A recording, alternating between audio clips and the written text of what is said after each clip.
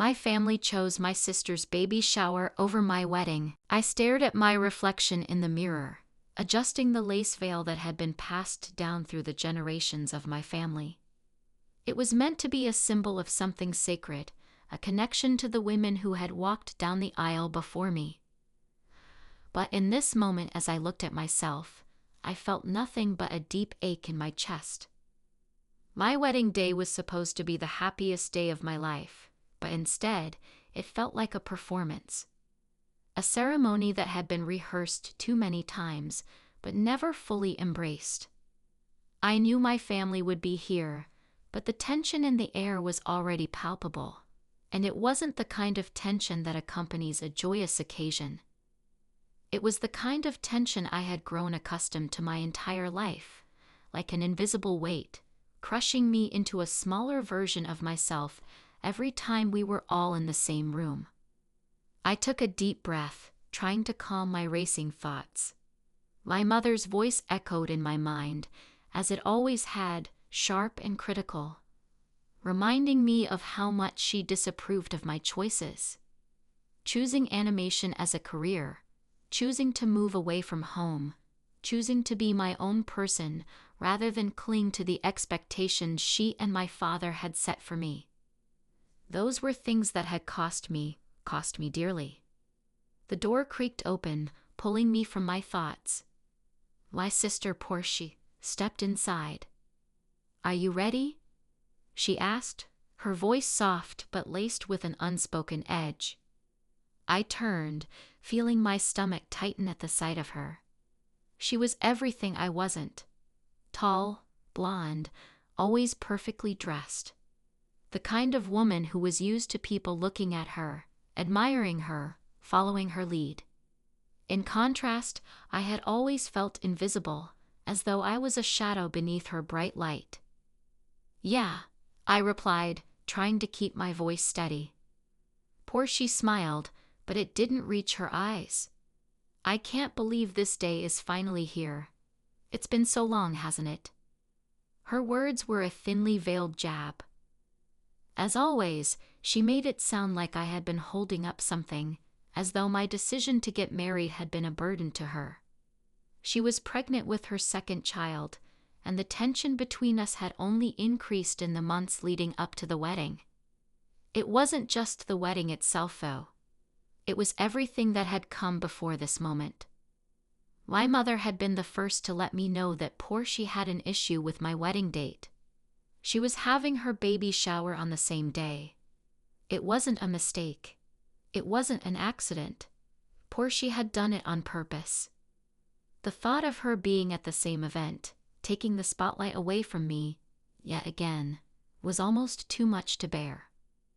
"You know, I'm just really happy you're doing this for yourself," Portia said, breaking the silence. Her eyes flicked to my veil, and for a brief moment, I wondered if she actually meant it. But I knew better. Portia didn't do anything unless it was beneficial for her. She was the kind of person who took up space, who commanded attention without even trying. I had spent my whole life feeling like I was in her shadow, like everything I did was never enough. And today was no different. I forced a smile, straightening my posture. "Thanks." The silence between us grew, heavy and uncomfortable. I wanted to ask her why she'd planned her shower for the same day. Why she couldn't just let me have one thing to myself. But I knew that would only lead to another argument, another round of me being painted as the problem in the family. "Everyone will be here soon," Portia said, her tone turning warmer, almost sweet. "We'll make sure everything goes perfectly, okay?" I nodded, but I could feel my heart sinking in my chest. I wasn't sure what I was hoping for anymore. Some semblance of support? A mother who cared enough to stand by me, instead of criticizing my every move. A sister who wasn't trying to steal the spotlight, just for once?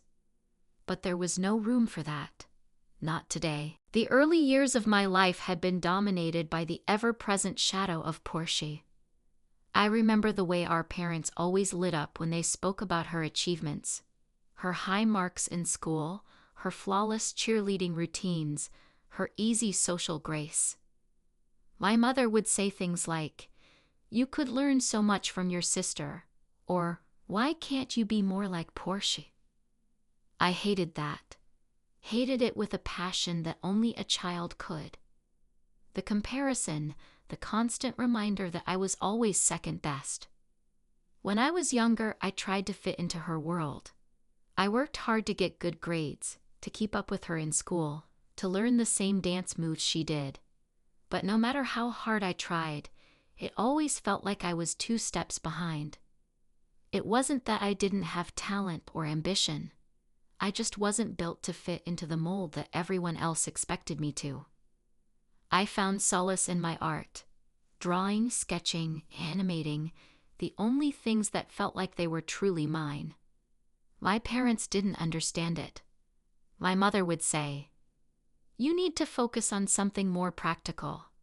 Animation isn't a career. It's a hobby." It was hard, sometimes, not to resent her.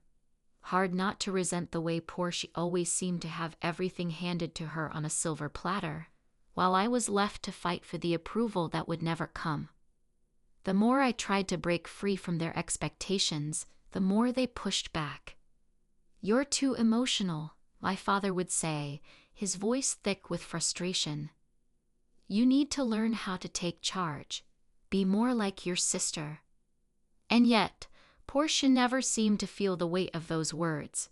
She had always been their golden child, the one they could count on to be perfect, to never disappoint. She had the career they wanted, the life they dreamed of for me. She had it all, and it was easy for her. I, on the other hand, was the one who never quite fit, the one they never understood. The church was packed. Every pew was filled with people, all eyes fixed on the front, waiting for the moment when I would walk down the aisle. The heavy scent of roses and candles hung in the air, mingling with the soft murmur of whispers. I could hear my heart pounding in my ears, each beat heavy, filled with doubt. Outside the grand windows, snowflakes swirled, gently falling to the ground, as if the world itself were holding its breath. It should have been beautiful, the kind of winter day that people take pictures of and write about in fairy tales. But for me, it felt like a countdown, a ticking clock. My body was moving, but my mind was still stuck on that conversation with Portia just hours ago. "Are you sure about this?" she had asked again, her tone soft but insistent. "I don't think you really know what you're getting into. This isn't the life you dreamed of." I had wanted to snap back, to tell her that maybe she was the one who didn't understand. I wanted to scream that this was my choice, that I was my own person, that I had worked for everything in my life. But instead, I had kept quiet. Silence had always been my refuge. I had always been the quieter one. Portia was the loud one. The one who made her opinions known, the one who took up space.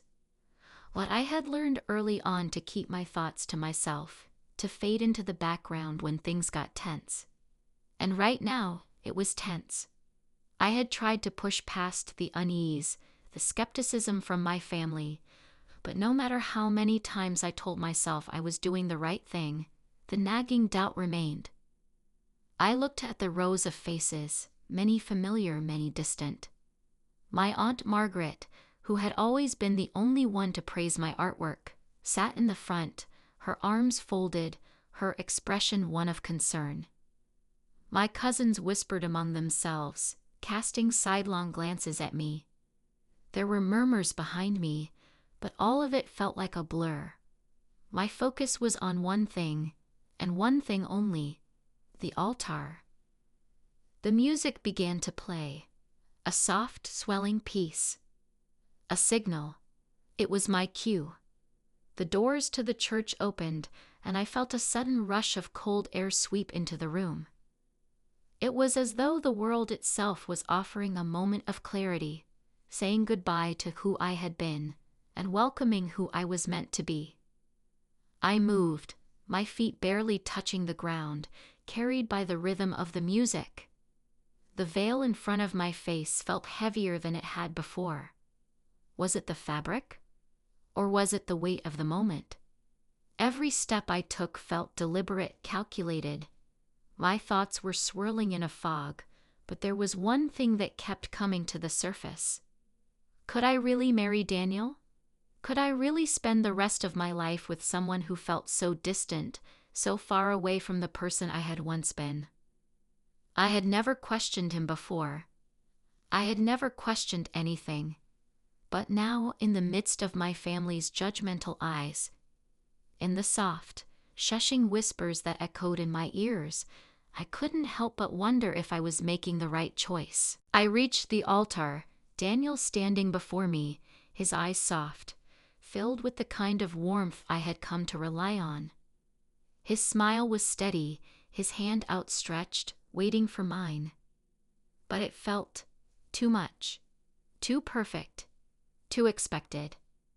My hand trembled as I placed it in his, and for the first time, I realized how little I had thought about this moment. How little I had allowed myself to feel it. I wasn't sure if I was in love with him, or if I had simply been swept up in a tide of expectation, in the pull of what was supposed to happen next. The reception was in full swing.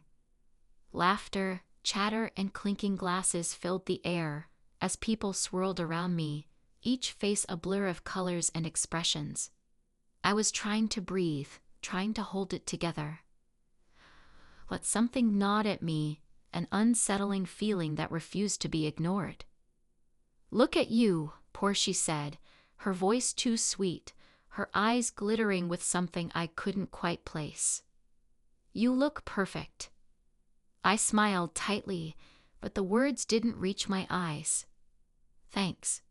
She leaned in closer, her voice low. "I hope this is what you really want. Don't let everyone else decide your happiness for you, because you deserve more." I swallowed hard. There it was again, the undercurrent of disapproval, the reminder that I had, in her eyes, made a mistake. Portia didn't believe in anything unless it was her own version of perfect. And her version didn't involve me marrying Daniel. But there was more to it than that, I knew. There had always been more to it. From the way she spoke to me, to the way she acted as though my life was a storybook she needed to rewrite, I had always been the other in her life, the thing she couldn't control.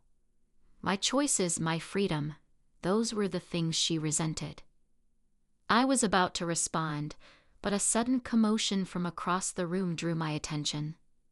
My mother, her face flushed with anger, was standing near the cake table, her hands shaking as she exchanged words with one of my uncles. I couldn't hear the words, but I could see the tension in her shoulders, the way she was speaking in short, clipped sentences. It was a familiar scene. Every family gathering seemed to end in a confrontation.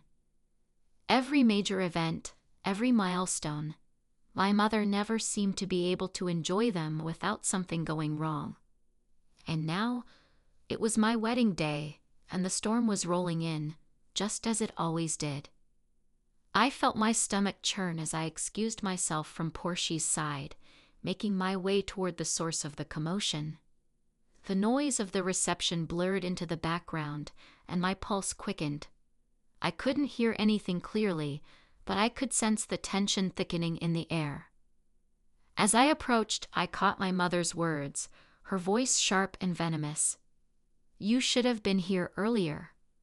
Why couldn't you respect my wishes?" This is what I was worried about, things always falling apart. My uncle, a stout man with a deep voice, responded calmly but firmly. "There's no reason to be so harsh, Mara. It's a wedding, not a battleground." I froze. My heart sank.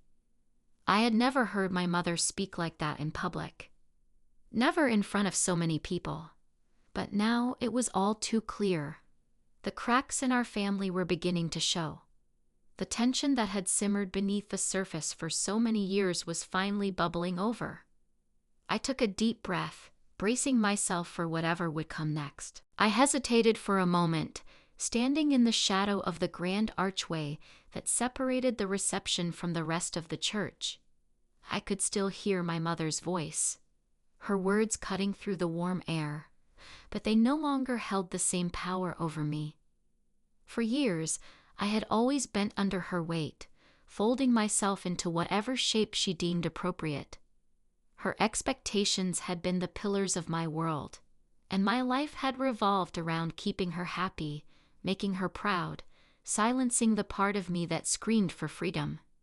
But tonight, as the echoes of her sharp tone rang in my ears, something inside me snapped.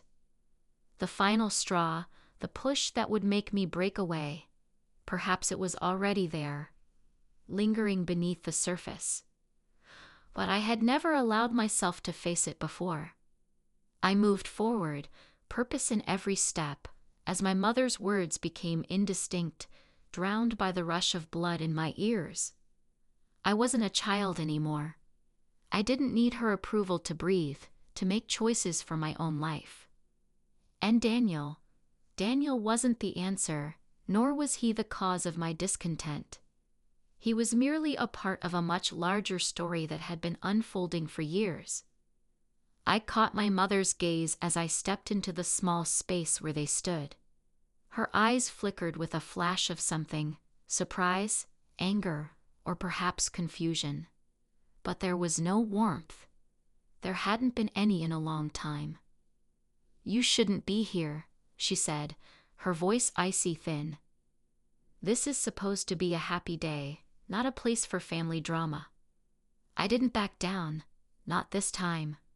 "Then why are you stirring things up, Mom? Why can't you just let things be?" My uncle glanced at me and stepped back, sensing the storm brewing. I appreciated his tact, but I knew this was between my mother and me. She needed to hear what I had never dared to say before. "You always do this," I continued, my voice stronger now, though my heart raced. "You always make everything about you. Your expectations, your rules. And every time I try to make my own choices, you shut me down, you try to control everything. I'm not your little girl anymore, and I'm not going to keep bending to your will." Her face flushed with something I couldn't identify. Was it shame or anger or fear? Perhaps all three. For a moment, there was silence between us, a space too wide to cross. And then, in a quiet voice that barely held the weight of her bitterness, she replied, "I only wanted what was best for you. You never understood that." I blinked, swallowing the lump that had formed in my throat. "I understand, Mom. I understand more than you think. But I need to live my life, not the life you planned for me." She didn't respond. She couldn't. It was the first time I had ever said it, the first time I had admitted it aloud. I had to live my own life, separate from her expectations, from the way she tried to shape me into something I wasn't. I turned away, but as I moved back toward the reception hall, I saw Daniel waiting at the edge of the room, his eyes searching for me. His smile was warm, his hands outstretched, but something was missing. The certainty, the security that he was supposed to provide, it wasn't there. I joined him with a half smile, forcing my thoughts to stay focused on the moment. The air was thick with the heavy weight of unspoken words, and I felt like I was suffocating under it. He took my hand, his touch steady, but I couldn't shake the unease that clung to me. "Everything okay?" he asked, his voice soft. I nodded, but it was a lie. "Yeah, just a little family stuff. You know how it is." He didn't press further, and I was grateful for that. But the truth was, I was done pretending. I was done trying to fit into the mold that my family, my mother, had created for me. and I was done trying to convince myself that I was happy with the man I was about to marry. The night wore on, the laughter and chatter continuing to swirl around me like a dizzying dance. I felt like an observer rather than a participant, watching my life unfold but not truly living it. I stood at the edge of the crowd, separated by a thin veil of detachment, as Portia found her way to me, her expression knowing, though not entirely sympathetic. "That was something," she said, a small smile playing at the corner of her lips. "Did you mean it?" I didn't need to ask what she meant. She was talking about the confrontation with my mother. I gave a small shrug, unsure how to answer. "I don't know anymore, Portia. Maybe I'm just tired of pretending." Her eyes softened, her tone turning more serious. "Then why are you still here? Why are you still going through with this wedding if you're not sure about it?" I swallowed hard, the question hitting me like a slap in the face. I had been asking myself that same thing all day. Because I've spent so long building this up. And if I back out now, if I admit that this isn't right, then everything I've worked for, everything I thought I wanted, will crumble. She didn't say anything for a moment. She just watched me, the intensity in her gaze making me feel exposed, like she could see everything I was hiding. Finally, she spoke, her voice low but certain. "You deserve to be happy, you know that, right? You deserve to make your own choices. Not your family's, not Daniel's, your choices." I nodded slowly, the weight of her words sinking in. The storm inside me was raging now, but for the first time, I felt like I had the strength to face it. I could feel the decision growing inside me. It was a choice, and it was mine to make. But making it meant confronting everything I had hidden from for years. My mother's expectations, my own doubts, and the fear that if I let go of what I had been holding on to, I might lose everything. But wasn't it better to risk it all than to live a life that wasn't truly mine? I turned back to Daniel, watching him interact with guests, his smile effortless, his charm apparent. For a moment, I wondered if I could stay in this life. But deep down, I knew the truth. This wasn't the life I wanted. It wasn't the life I had imagined. And so, as the night wore on, I stood at a crossroads, the weight of my decision pressing down on me. Whatever came next would change everything. There was no going back. The next morning, I awoke to the sound of birds chirping outside my window, the light streaming in softly, as though the world was unaware of the storm brewing within me. My head was heavy, my heart a mass of tangled emotions, and for a moment, I wondered if it had all been a dream, the confrontation, the words I'd spoken to my mother, the overwhelming realization that I couldn't marry Daniel. But the truth lingered like a cold weight pressing on my chest. I had spoken my truth, and now, the reality of that truth was beginning to sink in. I had made a choice. And though it hadn't fully formed in my mind, there was no way to undo it now. The wedding day had arrived. The day that was supposed to be the culmination of my life's work. The day I was supposed to step into a new chapter, full of promise and certainty. But all I felt now was dread. I stood in front of the mirror, the wedding dress hanging before me, its white fabric glowing softly in the dim morning light. It was beautiful, yes, but it felt like a costume, a lie I wasn't ready to wear. It was a symbol of a future I had once dreamed of, but now found suffocating. My mother had arranged everything, down to the smallest detail. She had made sure the venue was perfect, the flowers arranged just so, the guests seated in their proper places. This day had been meticulously planned, and she had made it clear that there was no room for deviation. There was no room for me. I felt a wave of nausea wash over me as I ran my fingers along the edge of the delicate lace. How had I allowed myself to get here? How had I allowed my life to be defined by others for so long? The sound of footsteps broke my thoughts, and I turned to find Portia standing in the doorway. She gave me a small, knowing smile, her eyes flickering with concern. "Hey," she said softly. "How are you holding up?" I looked at her for a long moment before shaking my head. "I'm not sure I can do this, Portia. I'm not sure I can marry him." She stepped into the room, her presence calming in a way I hadn't expected.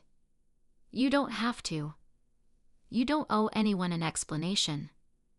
I felt a lump form in my throat, my emotions teetering on the edge of breaking. But I've been planning this for so long, for years. It's all been laid out for me. Everyone's expecting me to go through with it. And if I don't? If you don't, then you're free, she interrupted gently. Free to choose your own path, to make your own future. This is your life, not anyone else's. Not your mother's, not Daniel's. Yours. The simplicity of her words hit me like a jolt, clearing away the fog in my mind. She was right. I had been living according to other people's expectations for far too long, and if I went through with this wedding, I would continue to do so. But if I stopped, if I let go of the life I thought I was supposed to have, maybe, just maybe, I could find something more real. I swallowed hard, my throat dry, but I knew what I had to do. I can't marry him, Portia. I can't pretend anymore. I have to stop lying to myself. I have to be honest, even if it means breaking everything. Her eyes softened, her voice a quiet whisper. Then do it. Be honest with yourself, with him, and with everyone else. You'll be okay. I promise. The time between now and the ceremony felt like it was slipping away too quickly. I was pacing back and forth in the bridal suite, my thoughts spinning out of control. I could feel the weight of the day bearing down on me, the sounds of the wedding preparations in the background, people laughing, talking, the hum of excitement building around me. It was as though the world was marching forward, and I was standing still, unable to make the next move. The door to the suite opened quietly, and I froze. There stood Daniel, his face a mix of confusion and concern, his eyes scanning the room as though he was looking for something, someone. When his gaze met mine, his expression softened. "Hey," he said, stepping closer. "Are you all right? You've been so quiet all morning. Is everything okay?"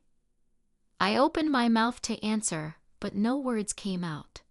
How could I say it? How could I tell him that I was about to destroy everything we had built together?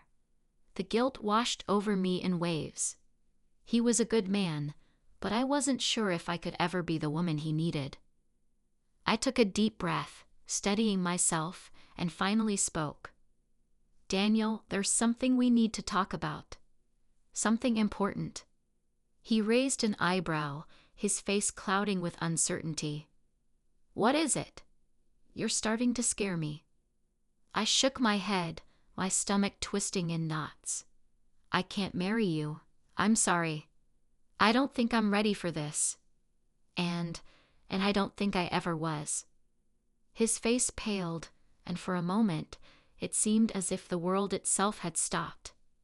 His eyes searched mine, looking for answers, trying to understand. "Wait, what? What do you mean? You're not ready? You're not sure about us?" "I'm sure," I whispered, my voice cracking with emotion. "But I'm sure that this isn't right. I've been pretending, Daniel. Pretending that I could be the person I thought I was supposed to be. But I can't do that anymore. I need to be true to myself. I need to live for me, not for you, not for anyone else." His face hardened, his jaw tightening. "You're throwing everything away. Just like that?" "I'm not throwing it away," I said softly, my voice trembling. "I'm choosing something else. I'm choosing to be honest with myself, even if it means losing everything. I can't keep pretending I'm happy when I'm not. There was a long, painful silence between us. Daniel stared at me, his eyes narrowing, trying to process what I had said. Finally, he spoke, his voice tight and raw. "So, that's it. You're just walking away?" "I have to," I whispered. "I have to walk away from the life I thought I wanted, the life I thought I was supposed to have." Daniel's face fell, his eyes flickering with hurt and disbelief. "I don't understand. I thought you loved me." "I do," I whispered. "I do love you, but not in the way that's enough to make this work." He shook his head, his face twisted with emotion. "I don't get it. I thought we were building something together. I thought you were happy." I wanted to reach out to comfort him, but I knew there was no way to make him understand. Not right now. Not when I was struggling to understand it myself. "I'm sorry," I said, my voice breaking. "I'm so sorry. But I can't keep doing this. Not like this." I turned away, feeling the weight of the decision pressing on me. This was the moment where everything would change. The drive home was surreal. The world outside seemed to move in slow motion, as though the very streets knew that something monumental had just happened. The wedding dress, still hanging in the back seat, felt like an artifact from a different life. A life I was no longer part of. I couldn't stop replaying the moment with Daniel over and over in my mind. His face, the hurt, the shock, the disbelief. Those images burned themselves into my memory. Part of me still wanted to go back and undo it, to take it all back, to pretend that nothing had changed. But another part of me knew that it wasn't just about the wedding anymore. It was about everything that had led me to this moment, the choices I had made, the path I had walked, the expectations that had weighed on me like a constant shadow. I parked the car in front of my house, the familiar sight of my childhood home offering no comfort. The house, once a symbol of warmth and safety, now felt cold and foreign. The door swung open as I approached, and there, standing in the doorway, was my mother. Her eyes were wide, her face pale, as if she had been waiting for me, knowing exactly what had happened. "You did it," she said softly, her voice trembling with a mixture of disappointment and resignation. "You called it off." I nodded, not trusting myself to speak. My heart was still raw, my emotions a whirlwind, but I knew one thing. I couldn't let her guilt me into believing this was the wrong choice. "You don't understand," she continued, her voice rising. "You had everything, everything you ever wanted. A perfect life, a perfect marriage. You were about to make your dreams come true, and now you've thrown it all away." I took a deep breath, forcing myself to remain calm. "No, Mom. I didn't throw anything away. I didn't want that life. It was never mine to begin with. It was yours, but not mine." Her face flushed with anger, her eyes narrowing. "How dare you speak to me like that? You think you know what's best for you? You think you can just throw away all of the hard work, all of the sacrifices?" I swallowed hard, trying to steady myself. "I'm not throwing anything away, Mom. I'm choosing something different. For the first time in my life, I'm choosing me." Her expression hardened, and for a moment, I thought she might turn her back on me entirely. But instead, she simply sighed, her shoulders slumping in defeat. "You've made your choice. Just don't come crying to me when you realize what you've lost." "I won't," I said quietly. "But I need you to understand that this is my choice. I'm not doing this for anyone else anymore. I'm doing it for me." She said nothing, just turned and walked away. And in that silence, something inside me shifted.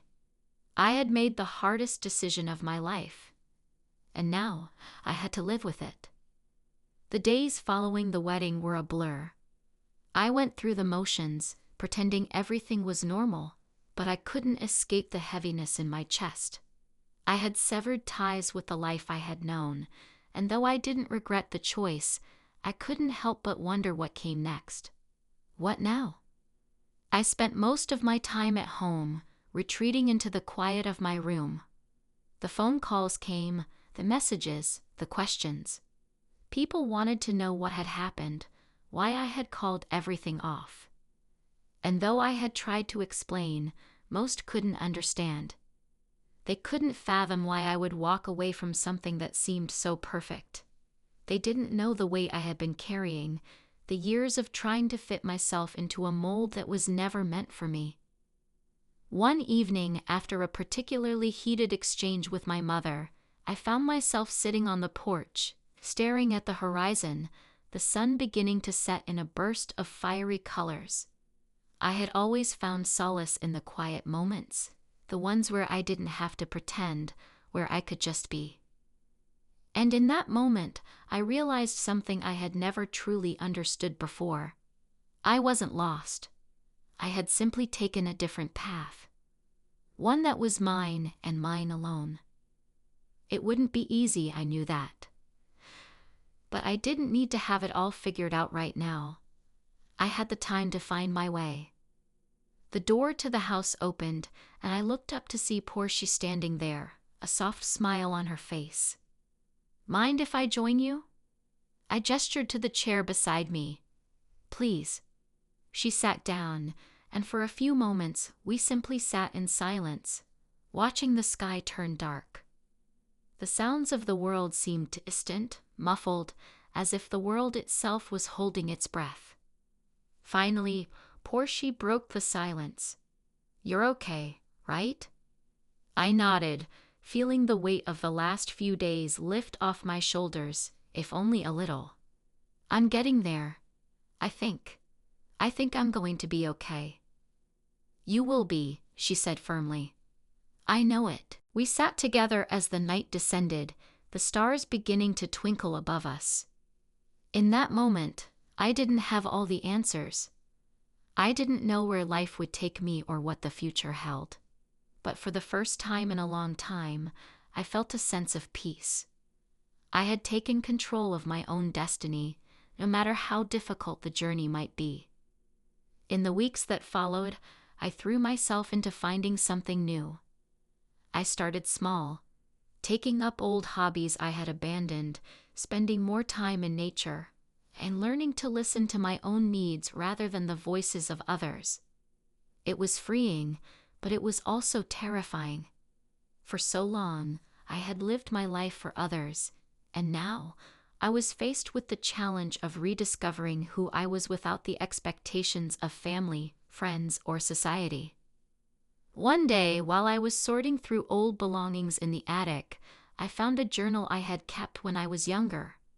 Flipping through the pages, I saw traces of the girl I used to be, the one who dreamed big, the one who wasn't afraid to pursue the unknown, the girl who had a sense of adventure and possibility. I smiled to myself, realizing that somewhere along the way, I had lost her. But it didn't have to stay that way. The road ahead was long, but it was mine to walk. And though I didn't know exactly where it would take me, I knew one thing. I was ready to find out. And that was enough. Time passed in a blur, each day blending into the next as I navigated this uncharted territory. The first few months were a whirlwind of self-discovery, of feeling both empowered and overwhelmed by the freedom I had fought so hard to claim. I had to confront every piece of myself I had buried for so long. My desires, my passions, and perhaps most importantly, my fears.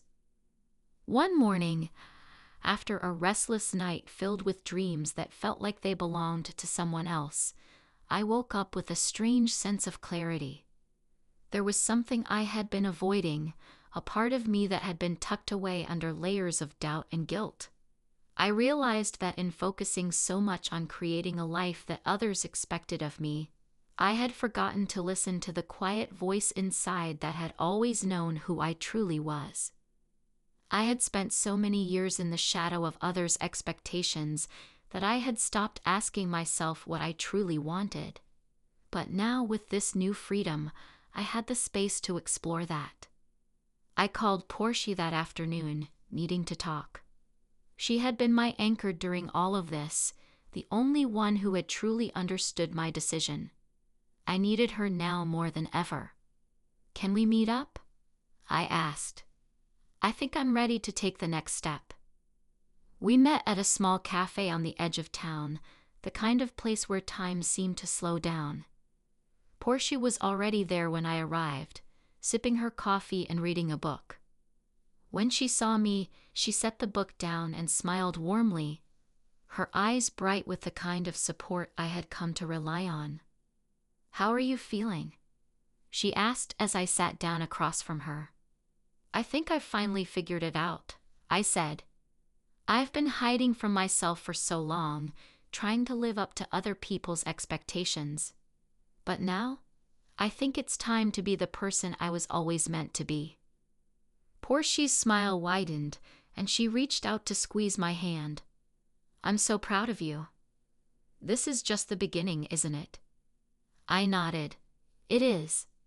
And I don't know exactly where this will take me, but I'm ready to take that leap. I'm going to start over completely. Not just with my career, but with my life. I'm going to start living for me." The decision was made, and with it came a sense of peace I had never experienced before. It wasn't long after that I took a job at a small publishing house. It wasn't glamorous, but it felt right. For the first time, I felt like I was doing something for myself, not because it was what others expected. The work was fulfilling in a way I hadn't anticipated.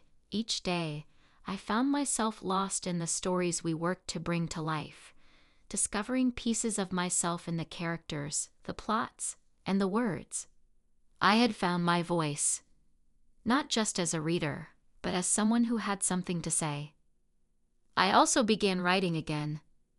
It had been so long since I had allowed myself to put pen to paper, but now it came naturally, almost like breathing. Writing became my therapy, a way to process everything that had happened, everything I was still going through. And for the first time in a long while, I felt hopeful about the future. But my journey didn't just stop there. Slowly, I reconnected with old friends, rebuilt relationships that had been strained by my choices. The process was slow and often painful, but it was necessary. I had to forgive myself for the mistakes I had made, and I had to let others do the same. Only then could I truly begin to heal. Months later, I found myself standing outside a small coffee shop, my heart pounding in my chest. I had agreed to meet Daniel. It had been so long since that day, the day I had broken his heart. I wasn't sure what to expect, but I knew I owed him an apology. When he arrived, he looked much the same, though there was a hardness in his eyes that hadn't been there before. He walked up to me, his expression unreadable. "Hi," I said softly, feeling the weight of the years between us. "Hi," he replied. There was a long silence before he finally spoke again. "You look different." "I am," I said quietly, my heart in my throat. "I've changed. A lot. I hope you can see that." He nodded slowly, his gaze searching mine. "I've thought about you, you know. I've thought about what happened and what I could have done differently. But the truth is, I don't blame you anymore. I don't even blame myself. We were both just lost. Daniel, He held up a hand, stopping me. "You don't have to apologize. I know why you did what you did. And I know it wasn't easy. But it was the right thing, wasn't it?" I nodded, tears welling in my eyes. It was. For both of us. For a moment we simply stood there, sharing a quiet understanding. And in that silence, I realized that the closure I had been seeking had already arrived. not in some grand gesture, but in this quiet moment of mutual recognition. We had both grown, in different ways, and we no longer needed each other to be whole. "I hope you find what you're looking for," he said, offering a small smile. "I hope you do too," I replied. And with that we parted ways, each of us stepping into a future that was ours alone. Years passed, and I continued on my journey of self-discovery. My career flourished, and I found joy in the simple pleasures of life. Long walks in the park, quiet evenings spent reading, and spontaneous trips to places I had always wanted to visit. I had become the person I had always wanted to be, not through grand accomplishments or recognition, but through small moments of fulfillment and peace. I had learned that life wasn't about perfection, nor was it about meeting others' expectations. It was about authenticity, about being true to oneself, and having the courage to step into the unknown, even when it was scary. I had learned to embrace the messiness of life, knowing that it was all part of the journey. And I had learned to be patient with myself, to allow room for mistakes, growth, and above all, love, for myself and for others. The road had been long and uncertain, but it had led me exactly where I needed to be. And for the first time in my life, I was exactly where I was supposed to be. Years passed, and I continued on my journey of self-discovery. My career flourished, and I found joy in the simple pleasures of life. Long walks in the park, quiet evenings spent reading, and spontaneous trips to places I had always wanted to visit. I had become the person I had always wanted to be, not through grand accomplishments or recognition, but through small moments of fulfillment and peace. I had learned that life wasn't about perfection, nor was it about meeting others' expectations. It was about authenticity, about being true to oneself, and having the courage to step into the unknown, even when it was scary. I had learned to embrace the messiness of life, knowing that it was all part of the journey. And I had learned to be patient with myself, to allow room for mistakes, growth, and above all, love, for myself and for others. The road had been long and uncertain, but it had led me exactly where I needed to be. And for the first time in my life, I was exactly where I was supposed to be.